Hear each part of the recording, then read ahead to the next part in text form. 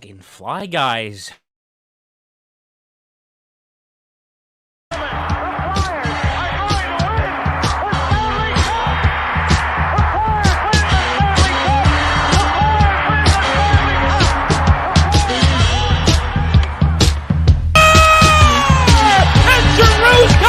He deflects it by MTDM, and the Flyers have some magic left.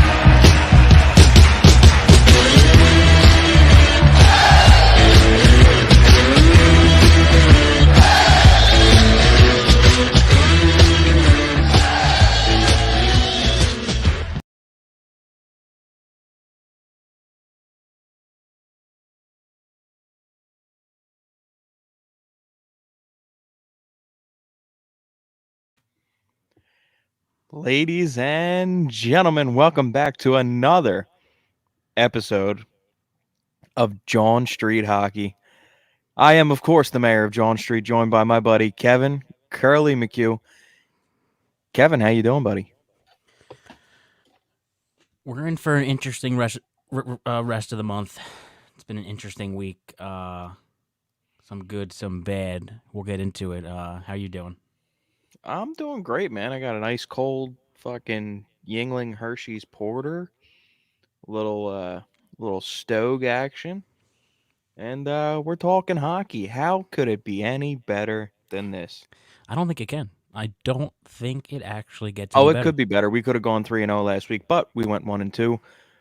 But like I said last week when we previewed the week, if we went 1-2, I was not going to hit the panic button. So this is me not hitting the panic button. I am not hitting the panic button. Although I will say I'm kind of like the the guy in the meme with like the red button, blue button. He doesn't know what one to push, and he's got like the forehead sweat. Yeah. The lack of offense has me wanting to hit the panic button, but we're not going to.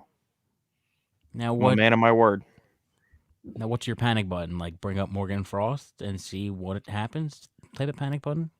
No. My panic button is just like go on a You're fucking actually 3-day worried. bender and drink my liver into cirrhosis, but I'm not going to do that. All right. Well, let's actually get Obviously, into the we week. live and die with this team, so. Let's get into the week. Flyers go 1-2.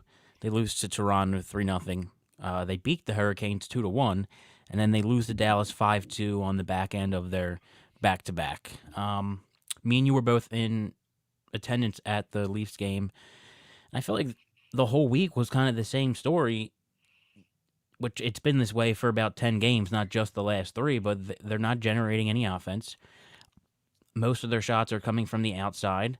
Other than maybe the Carolina game, I don't think defensively they've been terrible. I thought that they were playing at least just as good as the Maple Leafs. I just don't think we were getting inside. All of our shots were from the outside, and the Leafs just had more like quality chances. And to be honest, it was one of the easiest shutouts for Campbell I could imagine.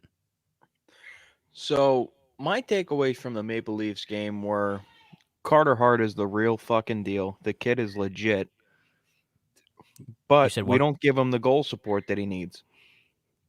It's like I don't want to say it's like having a great starting pitcher and nobody to put runs on the board. Like it is true. Like we have a great goaltender, and we just have not been giving him the offensive support that he needs.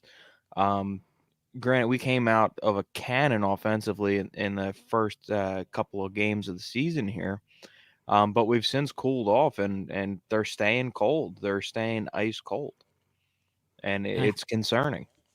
I think a power play, the power play can't go, unquestioned. I think the power play has a huge part to do with that, especially when your power play is actively so bad that the shorthanded team is getting the better of the chances while you're on the power play.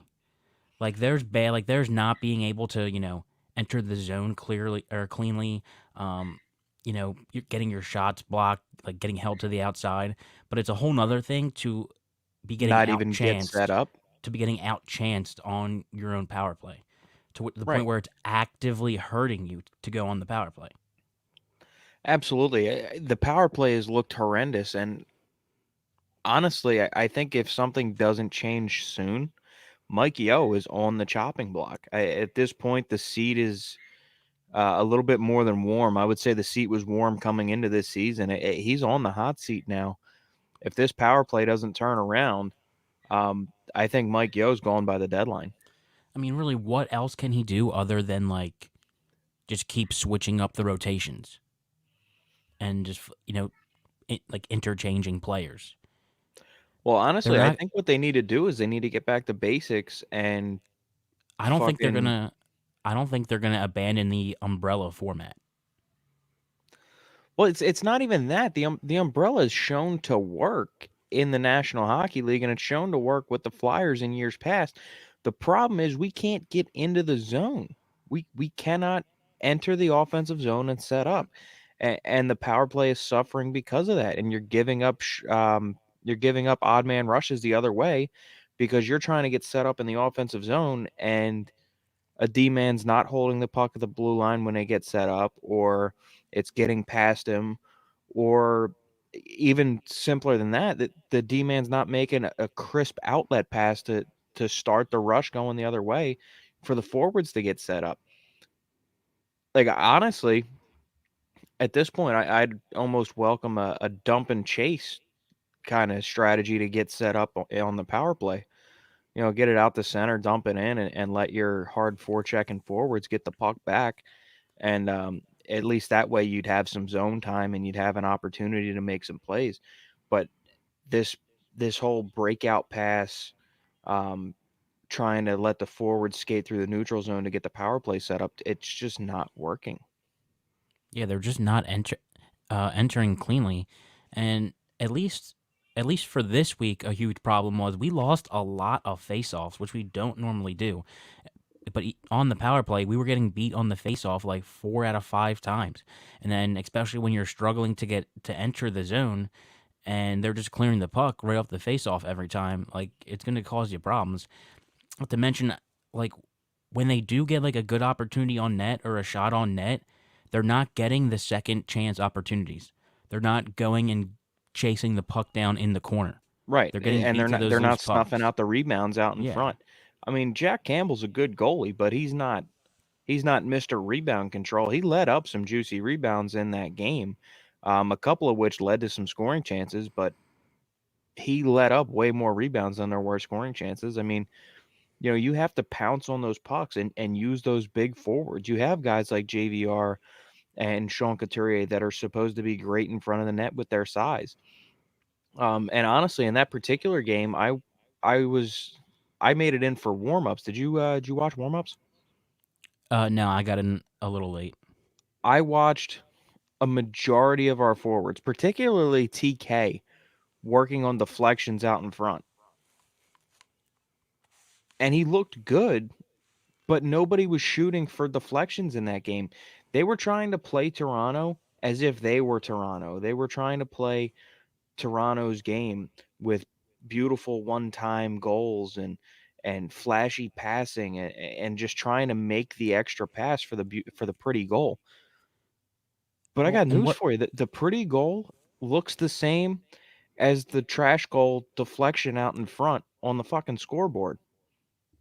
Yeah, I feel like they're not getting. I mean, you are right. They're not getting enough of a presence in front of the net. And what's frustrating is I feel like earlier in the season they were working a lot of plays from behind the net and passing like out in front to like whoever's crashing down from the point. I feel like they're just not doing that anymore, That's like because at they're not all. establishing the zone on offense. They're not getting set up, and it started on the power play, and it's beginning to carry over to the 5-on-5 play. Now, in terms of like the actual first and second unit that roll out there, I have a problem, especially things aren't going. They couldn't be going any more poorly on the power play. They have a lot of right-handy, like a right-handed shots out on the first unit. You have Drew playing on his offside over on the right, so that you can have Konechny or Atkinson over on the right. They're both right-handed, and you had all three of them out there at one time. Like if you're gonna work that umbrella on the first unit, like I'd much rather see Giroux on his strong side on the left half wall and Farabee on the right half wall. If you're gonna work that one timer game, like Farabee's shown that he can wire the puck when set up. and we all know Drew loved that cross ice pass right there. So I feel like I don't know. I feel like Right, and then set they TK could out in front of the just put net, let him be physical and deflect some pucks, screen goalies.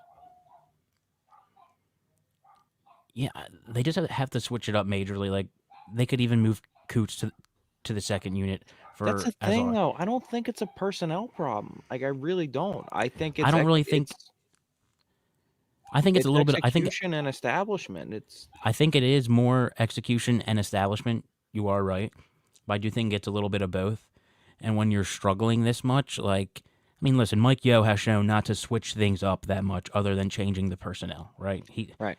Well, for and the I most do part, have the power one play other. hasn't changed. I do have one other thing I want to bitch about the power play. Um, so early in the season, when the power play was playing at its best, which still wasn't that great, but it's better than it has been. Um, on that first unit, you had a guy like Keith Yandel quarterback in that power play. Um, and because of his 5-on-5 play, I think AV pulled him off of the power play, off of that first unit, which, let's be honest, he's a guy that's here on a veteran minimum. He's been a power play specialist his entire career. You didn't sign him on a veteran minimum contract for his defensive play.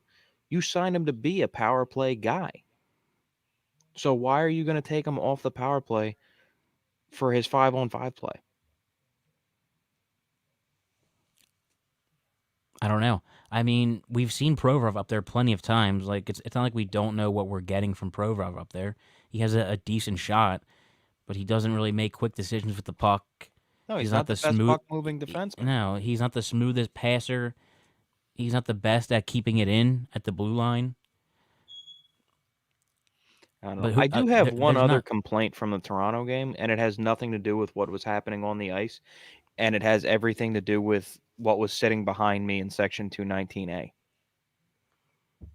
I'm sure there was a decent amount of Leafs fans there. No. It was not a Leafs fan. It was a Flyers fan that I had an issue with. Continue. If you're a guy and you're bringing a girl to a game for a date or whatever, you don't have to constantly remind her that you played hockey or what you would do in that situation. If you were that good, you would be on the ice. But you're not. You're in the fucking nosebleeds with me. I Shut had the fuck a up. I had a very similar situation at the Sixers game when they played the Bucks last week.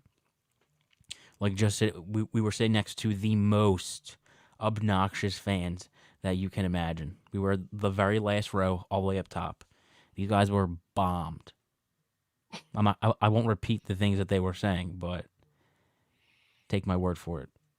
Were they as bombed as the Indiana University fans when they were getting their asses kicked by Rutgers? Am I supposed to know what that reference means? There was like 50, there was like a group of like 15 people that were at the Indiana versus Rutgers college football game, and Rutgers was like legit pushing their shit in, and these fans all decided to go up to the top deck together and take their shirts off and just be like total fucking rowdy assholes. It was making the rounds this weekend. Everything but having their shirts off. All right. But And, transitioning and don't from get me wrong, this isn't pile on Philadelphia fans, okay? We are fans. We're I mean, I loud am a fans. Philadelphia We fan. are obnoxious fans. But don't be the fucking know-it-all guy. Don't be the guy that's fucking. Don't be the I could have gone pro if I didn't blow out my knee guy. All right, just don't be that guy. Show up to the game, be loud, be obnoxious, root for your team. But don't sit behind me and tell me what you would do on the half wall on the power play because you played 2 years of high school hockey. Is And that I'm your gonna rant for get the off my week? soap. Yeah, I'm gonna get off my soapbox on that. Don't be But no, I that guy. think transitioning from the power play, which I think this is a good subject to get into. Uh, TK and Joel Farabee, they each had 3 goals in their first 3 games. Since then, they've each had one in the last 10. Uh, you know, Oscar Lindblom is a healthy scratch tomorrow, and He didn't have his best game last week. He doesn't have a goal yet.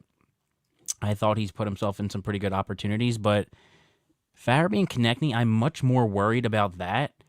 Not that I'm hitting the panic button on them either, but they're two players that really have to drive the bus when it comes to goal scoring. Like, we know Giroux's not going to lead the team in goals. Let's be real. You're really looking at TK and Farabee, and probably even Atkinson in that role. So one goal over 10 games for the both of them is not going to get the job done for us. We're going to struggle to score goals when that's the case. No, I agree 100%.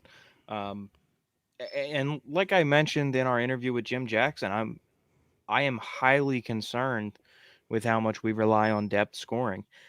Not to criticize the roster that Chuck Fletcher's put together, but let's be honest here. I mean, we have a bunch of guys that are 12 to 18 goal scorers at their absolute peak, and we might have, I don't know, what, 230 goal guys? TK never even hit 30 goals in That's what I'm 2019. I'm He was on counting pace, Farabee and but Atkinson there. I think TK can be a 25 goal guy on his career year. I I think think I think at this point you have to expect more of TK than Farabee. I know Farabee just got that new contract, but this is still his third year. TK's been in the league for a little while. Like, you to know, me, I Farabee's I, also I proved to be expect a goal scorer. no, yeah, right. Last year was his breakout year. Had a great year. He earned the new contract for sure. But Farabee is still young enough to where I can see him having a setback a little bit, or like a down year before he really starts to become consistent. I feel like TK should already be at that point. Well, I almost think TK is what he is at this point, and we talked about that a little bit in the offseason. But getting away from that, you ready to dive into the Carolina game a little bit here? I know it's your sister's birthday, so Oh shout yeah, out yeah, Lisa, happy birthday, yeah. Lisa. No, yeah, we can dive in. All right, what are your main takeaways? I think it was a solid win, but again, the offense was lacking. Um, I mean, obviously, anytime you can take down what a lot of people are calling the best team in the NHL, in their home arena, that's always a good thing.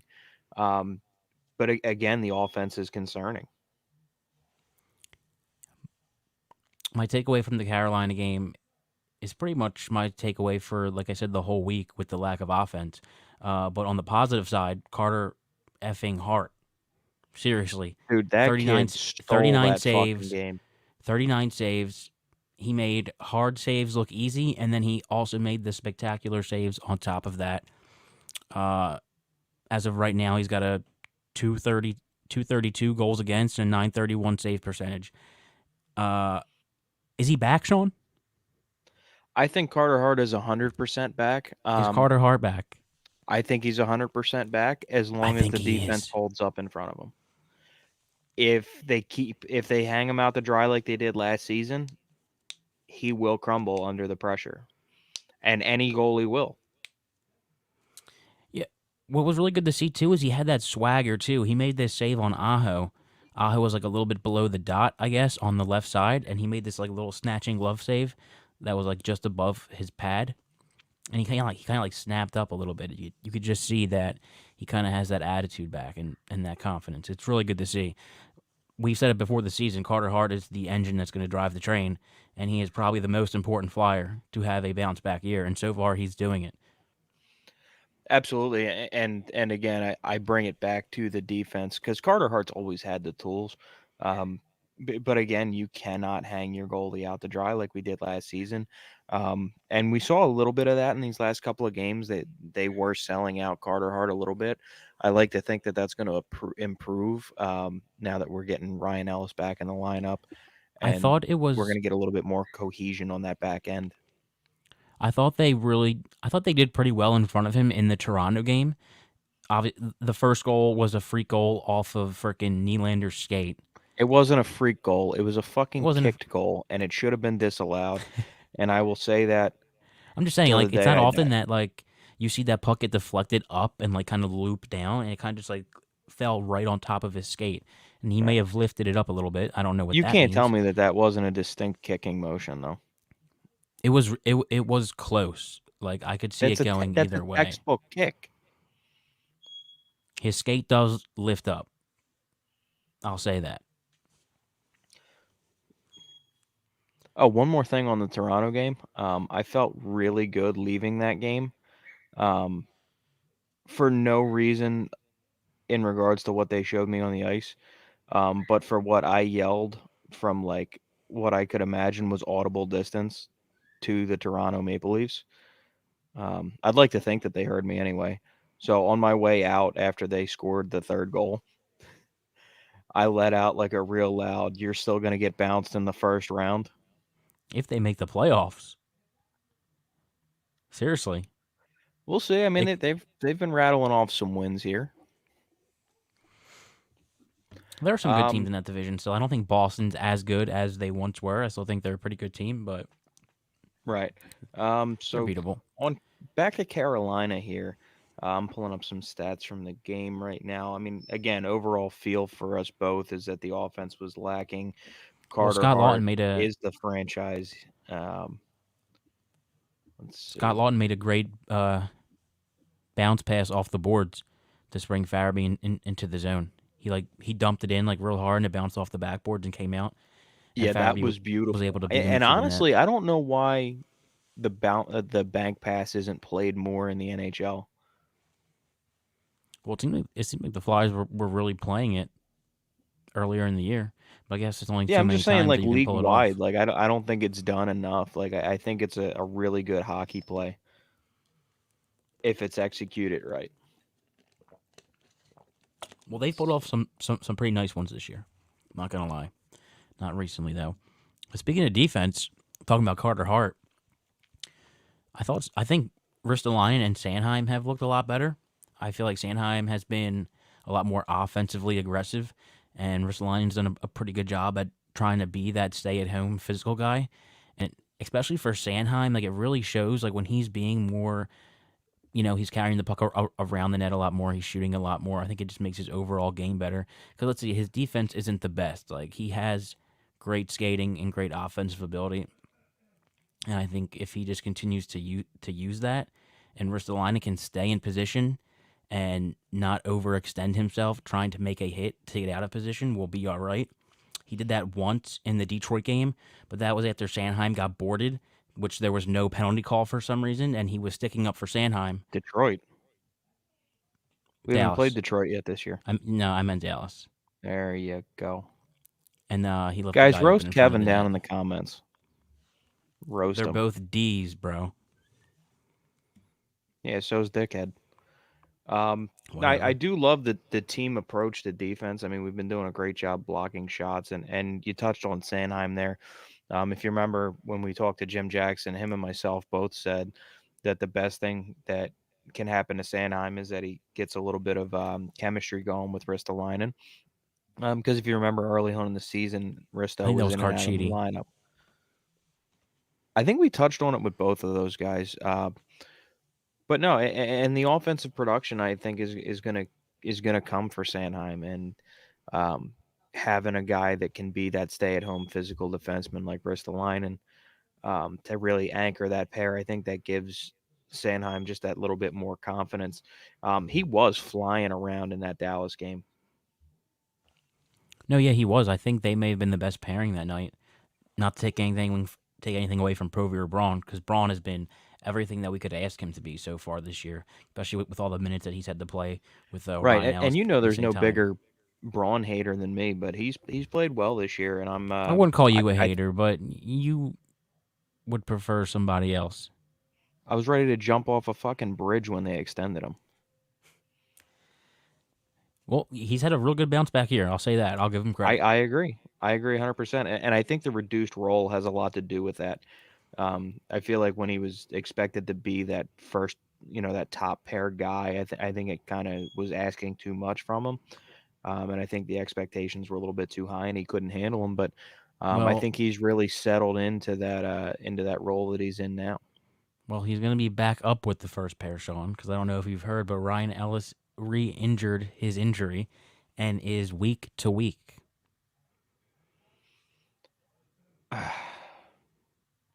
It broke a little bit earlier today. I seen it on Twitter. Yeah, I was working I all think day. I your didn't get a reaction, chance I'm to look pretty tomorrow sure, yet. was everybody's reaction. Just Yeah, I mean, well, especially considering energy draining, energy draining. he had been out for so long, and we all said, hey, he's taking this we're taking this approach where he's going to miss a couple extra games. Hopefully, they're taking it easy. He comes back 100%, and to re-injure it in your first game back, I think is just it's such a face palm moment for every Philadelphia Flyers fan. Um, we've seen what Ryan Ellis brings to the lineup in the early part of the season. But unfortunately, we haven't seen enough of it because he hasn't dressed in enough games. You really hope that this time they're going to handle the injury right. They're not going to rush him back. Um, Well, groin injuries, if that's what it is tough. Like, there's not really much other than just give it time and having it feel better. Like, they're re-aggravated pretty easily. Like, this could be a real problem. and it's a huge concern. I almost wonder if his skating motion has anything to do with it.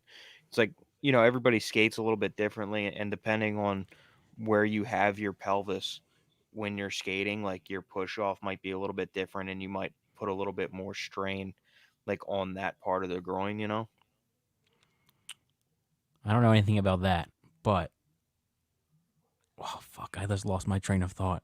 Why I listened to Glenn Macnow and Ray Didinger on the weekends, and they were actually talking a little bit of hockey, and they had a medical like a doctor on the show, and they were talking about some of the hockey injuries and groin injuries and core injuries, Did we specifically relating to Ryan Ellis and Kevin Hayes, and that was one of the things that the doctor had brought up was that a different skating motion may or may not affect that groin injury.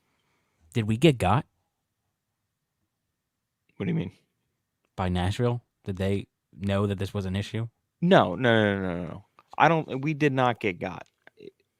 When you look at what we gave up in that trade, Ryan No, Ellis I could agree. be Ryan Ellis could be out for the rest of this season, and we still won that trade. No, I do agree. I'm not really tripping like that. Yeah. Uh, I guess we talk about Oscar Lindblom. What are your thoughts on Lindblom getting healthy scratched?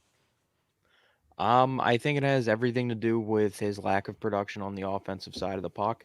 He's played well defensively, but he's played like a fourth line winger. He has not been that second, third line guy that you expect him to be.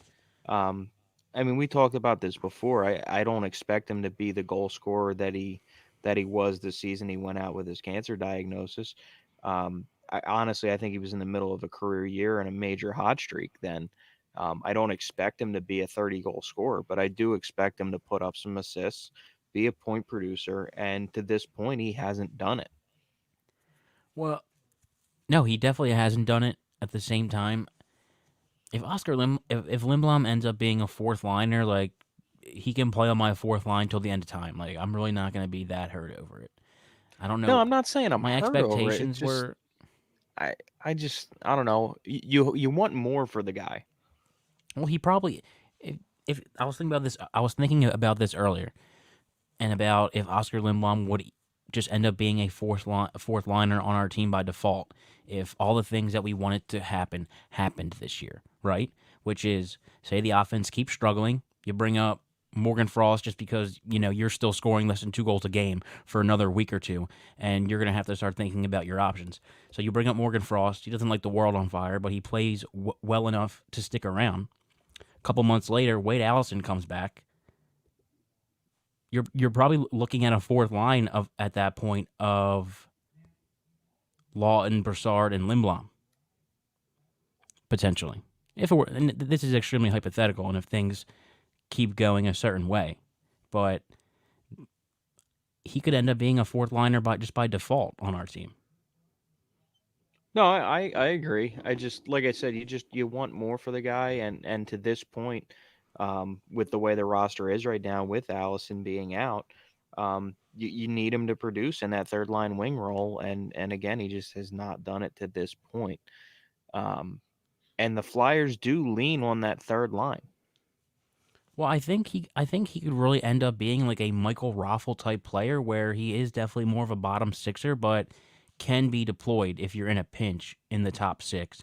So I Oh, think for if sure, you, he can I definitely think, play up and down the yeah, lineup. He I has the think if he skill to play up in the lineup. It's he played with Giroux a little bit last year, and they had some success together. If they really wanted to get him going, and they put him with someone like G or Coots, which I really don't see them doing anyway, to try to get him going. I'm sure he could do that. He used to, I mean, he played on the top line with Coots and TK to begin that 2019 season when he was having that hot streak. So, right. Well, and this is a completely different team than that was. Obviously, like roster construction wise, he's not gonna like you're not gonna move down the guys that are playing well in the top six to just to try and get Lindblom going. Unfortunately, he's gonna have to figure out how to get himself going if he wants to produce on that third line.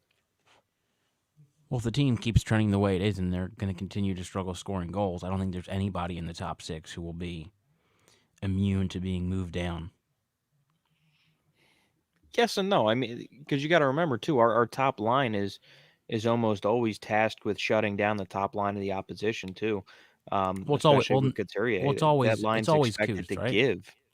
Oh, of It's always course, that line is just expected to give it all on the defensive side of the puck and shut the other team down.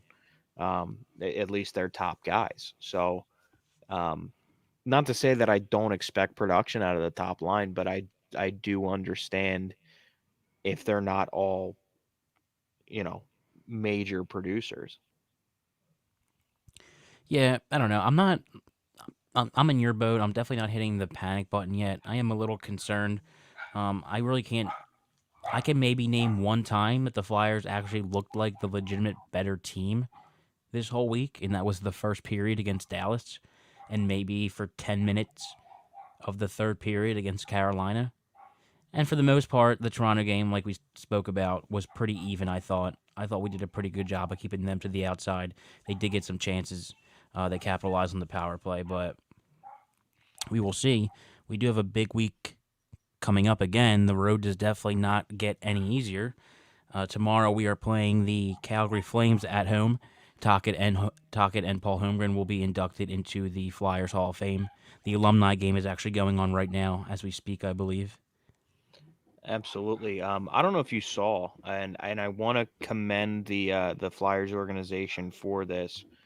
Um, the goaltender for the Flyers Warriors is actually playing on Team Talkit tonight, I did see that earlier this morning. and we haven't talked That's since really the cool. Flyers Warriors won the Warriors championship. But huge shout out to those guys. Number one, thank you for everything that you did serving our country and that you continue to do for your country and for each other. Um, and huge congratulations to those guys for taking home the championship at all three levels. There's three levels to the Warrior program. Top team, middle team, lower team, and it was a clean sweep for Philly. So shout out to those guys, and shout out to their goaltender playing tonight on Team Talkit. For that reason alone, I'm rooting for a Team Talk. Yeah, some of the actual Flyers players were at the championship game, and they were like banging on the glass when they would score. Hell yeah, man. That's cool as Yeah. shit, isn't it? Again, huge shout out to the That's Warriors. awesome. Um, so yeah, like you said, tough week coming up here. Hall of Fame night. You have the Calgary Flames, a team that obviously shut us out in their home barn. That game's going to be tomorrow at 7. By the way, guys, we're going to be at Pikes Pub once again tomorrow for that game.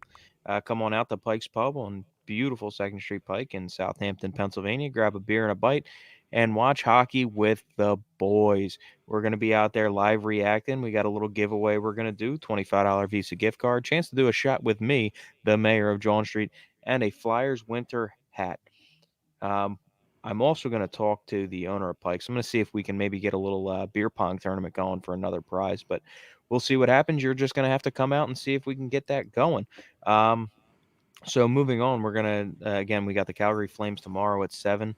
Then we got the Bolts. We are playing Tampa at home. That is Hockey Fights Cancer Night. Once again, cancer sucks. We all know that. That game will be at 7 o'clock.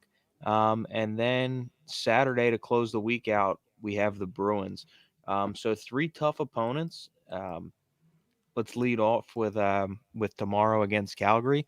I don't want to dive too deep into the game because obviously we're going to be doing a show tomorrow specifically about that game. But what's your overall feel going into this game against the Flames tomorrow? Well, we're gonna have to score more than 2 goals. I will say that right off the bat. Um, And you're going to have to score dirty goals against Markstrom. He's played lights out all season long. well, the Flyers have Carter Hart going, so if they continue to get what they've been getting from him, we obviously have a pretty good chance at winning. I think. I don't know. The whole week is going to be tough. I was thinking this a little earlier as well. I'm thinking like 1-1, like 1-1-1, 1-1-1, huh? 1-1-1. I don't hate it. I'm not saying I love it or like that's what I'm hoping for, but that's just like it's better than last week technically, but it's still not the best because we are facing some tough teams and we are going to be missing Ryan Ellis again. Kevin Hayes is just trying to get back into game shape. Right. Well, I will say this: you have to win at home if you're going to do well this year, um, and it's a 3-game homestand. So I think we need to capitalize on this. I think the leadership in the locker room knows that they have to capitalize on this.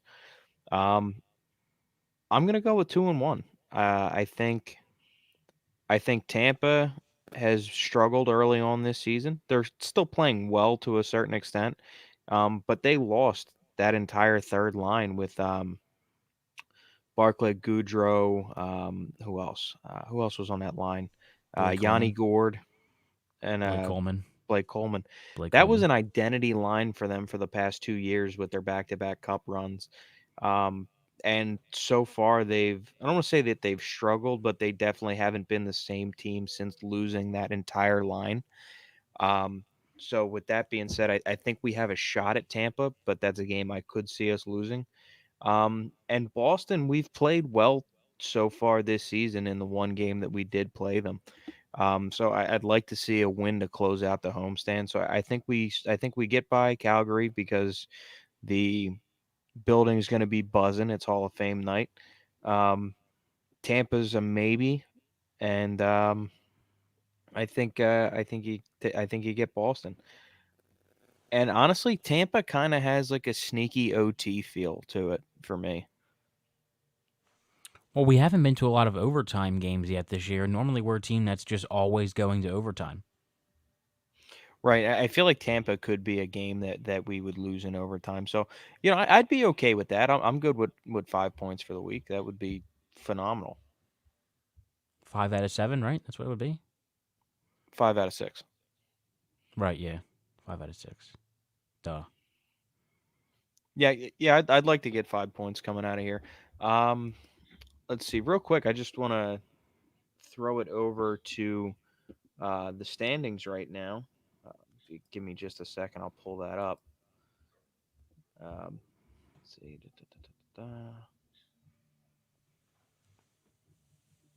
Standings. Here we go. So let's take a look at the Metropolitan Division, which again is a fucking gong show. Right now, obviously, in first place is the Carolina Panthers with an 11-2 record, which is absolutely crazy. They've gotten out with 22 points so far this season with 13 games played. The Capitals also have 22 points, but they've played 2 more games. They have 15 games played with a record of 9-2-4. Then the Rangers hold the third spot, 15 games played, 9 wins, 3 losses, 3 overtime losses, 21 points. And the Devils, a surprise here, holding the fourth spot with 14 games played, 17 points, posting a record of 7-4-3. The Flyers playing one less game, one less point, 13 games played, 7 wins, 4 losses, and 2 overtime losses. And then Columbus, Pittsburgh, and the Islanders falling in at 6, 7, 8.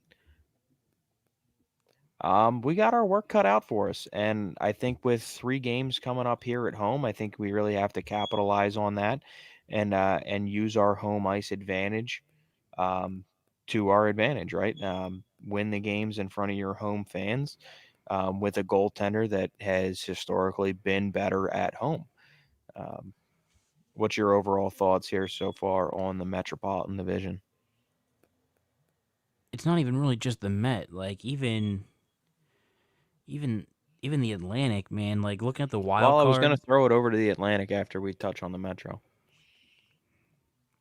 Well, just as a whole, because even including the wild card that involves the Atlantic, it's just like even in the wild card, you have Tampa sitting in there with 17.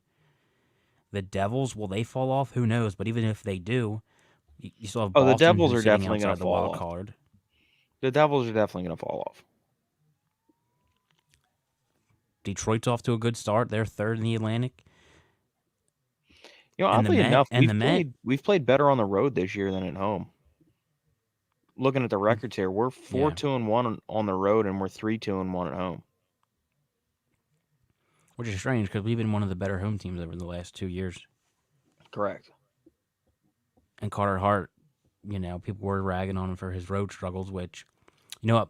A lot of people are saying that Carolina win was his best win of his career. It's definitely a signature win. It's up there. He was fucking good, man. Yeah, the Mets tough. Like, there's no guarantees. Like, I know we want to think it's gonna be, we're guaranteed to make it, but if the Devils are improved and they are at least a decent team, that's just another obstacle in our way. The Rangers are off to a really good start. They could be, I a feel like they're year. going to fall off though. The Devils or the They've Rangers. been winning games, but they haven't been playing that well. Like the Rangers haven't been playing great hockey so far. I think they've been getting a lot of puck luck, and honestly, I feel like they might be using up all of their puck luck early on in the season here so far. One team I am worried about, ironically enough, is the Islanders. Yes, they're in last place in the Metropolitan, but that's a team that we've traditionally seen come on strong towards the end of the season. Yeah, I'm not really sure what's going on with them. I haven't been watching a lot of their games. Obviously, they always play the Flyers tough, but the more they're just sitting down there in the basement, the more the more I feel okay. The same thing with Pittsburgh. They lost 5-1 last night against the Caps. Crosby like a little bitch threw. Did you see that play where he threw the guy into the boards?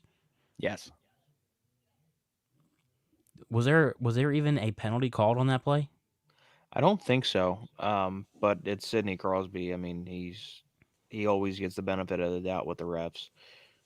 Um, and you're always going to get some element of that even later into his career here as he slows down. Um, top tier players always get that benefit of the doubt. Unfortunately, Crosby, McKinnon, um, Eichel, those kind of guys get calls and non-calls in their favor all the time, and it's an unfortunate part of the game, but it's part of the game. Um, so I'm going to throw it down to the Atlantic Division. Florida's still red hot, 15 games played, posting a record of 10-2-3. Toronto 10-5-1. They've really come on strong towards the end here. Detroit, big surprise at number 3. 16 games played, 8-6-2 for 18 points. Um, Now their goal differential, they're actually -4, which is crazy to think. They're in third place in a pretty strong division, um, with a -4 goal differential. Not something you see too often. Well, if you Tampa look coming in at around, fourth. if you look Um, around, even Tampa's kind of shocking at an even. right, exactly. They're at a dead even. They're posting a record in fourth place. 13 games played at 7-3-3 with 17 points. You'd like to think that they're going to overtake Detroit fairly soon, being that they only have one less point with 3 games less played. Boston 13 games played as well, 8-5-0 with 16 points. Um, they are +4 with their goal differential. 41 goals for, 37 goals against. Um, Obviously, you hope that Carter Hart stands tall against the Bruins in that situation. And then Buffalo, who surprisingly has not been at the bottom of that division like you might have expected, with no Jack Eichel this year. and they've since made the trade. We haven't really talked about that yet, but we'll get to it here at the end of the episode. Jack Eichel did get traded to the Vegas Golden Knights for Alex Tuck and a couple of picks. Um, Montreal, absolute dumpster fire this year after a Stanley Cup appearance last year. 17 games played, 4-11-2, just an abysmal record. 294 winning percentage, only 10 points thus far. And Ottawa, we expect to be towards the bottom of that division for at least another year or two as they finish up their rebuild. But the Atlantic, again, no slouches. So this Eastern Conference, and I've said it before, I'll say it again, is a lot like the Western Conference of the NBA in years past. Just total juggernauts in the East this year. Yeah, I mean, there are some prizes over in the West. Vegas hasn't been as good as expected. Colorado sits at fifth in their division. Minnesota's actually leading that division, which is crazy. But yeah, you Minnesota's look been up and playing great so far. you look up and down the East, and there's a lot of really good teams who I could see making a run. A lot, Oh, for like sure. a I lot of think the these teams biggest would not test is, surprise me. I think the biggest thing is going to be if the East beats itself up. Well, Like it's the West, you pretty much know who's going to be there. I feel like everybody in the East is really going to be scrapping it out for a playoff spot. Yeah, and you look over at the West, and you have teams like Anaheim who are doing really well, but are they for real? I don't think so. Yeah, I mean, I don't know. Anaheim's showing some improvement. John Gibson's still one of the better goalies in the league. I think he keeps them in a lot of games. Um, but the West is the West is the West. Definitely not as strong as the East, but there's some good teams out there. I just feel like you know who's going to be there by the time the dust settles. Yeah, you want to do a couple quick comments on Michael and wrap this up? Yeah. So let me pull up the exact trade here. If you want to do some filler here.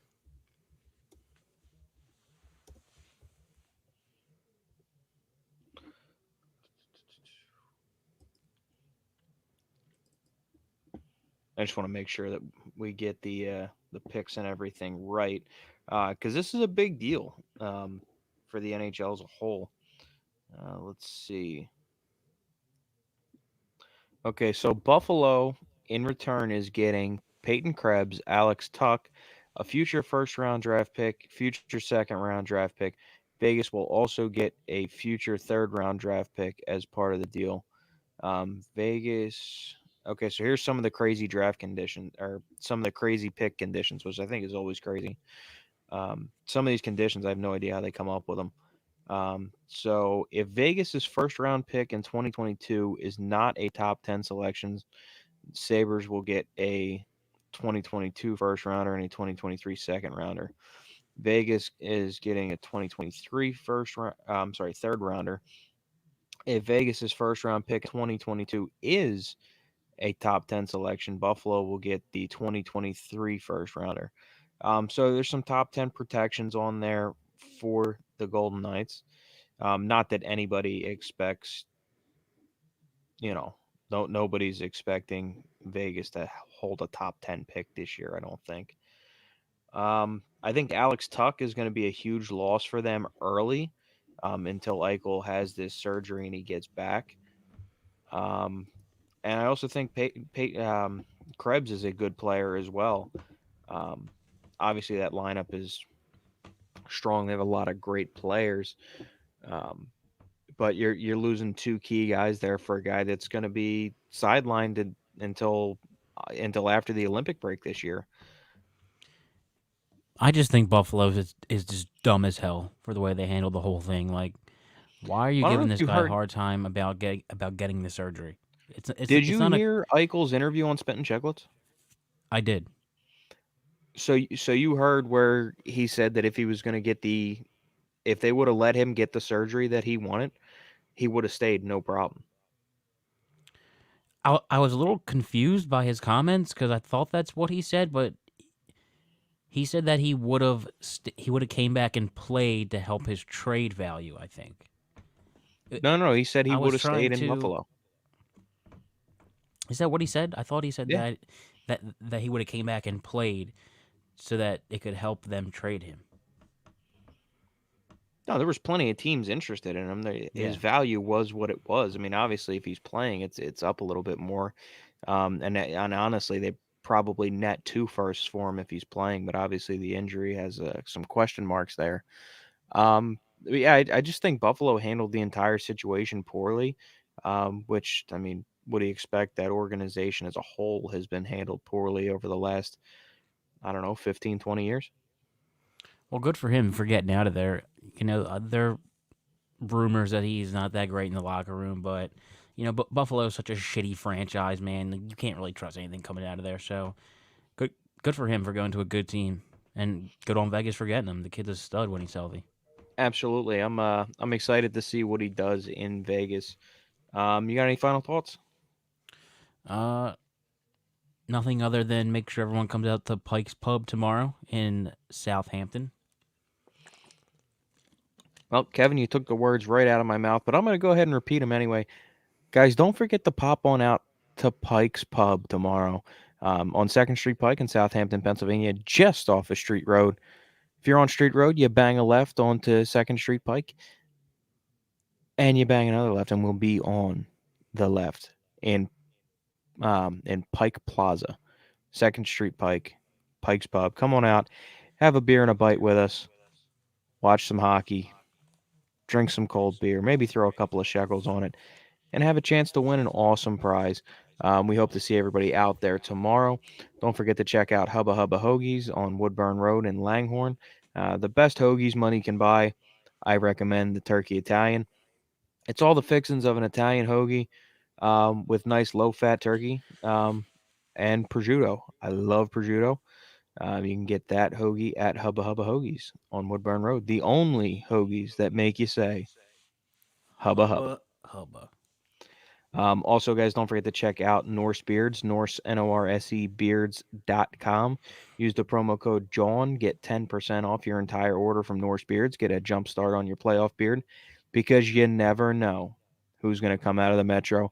And don't forget to try all of the awesome beers from the official beer of John Street, the official brewery of John Street, the Chamonix Creek Brewing Company. Try an ice cold John, maybe a tribute triple. We're getting into the colder weather here. If you like dark beers with lots of alcohol in them, the tribute triple is absolutely wonderful. I dare I say it's Guinness esque, but there's definitely a little bit more kick to it. And we're also working on trying to get another event going there, so be sure to stay tuned for that. We might be going back to the brewery here in the near future, hopefully sometime this month. With that being said, guys, we're going to wrap it up here. Hope to see everybody out at Pike's Pub tomorrow. We absolutely love and appreciate all of you guys for listening. Everybody that checked in the comment section, we appreciate you as well. We're out.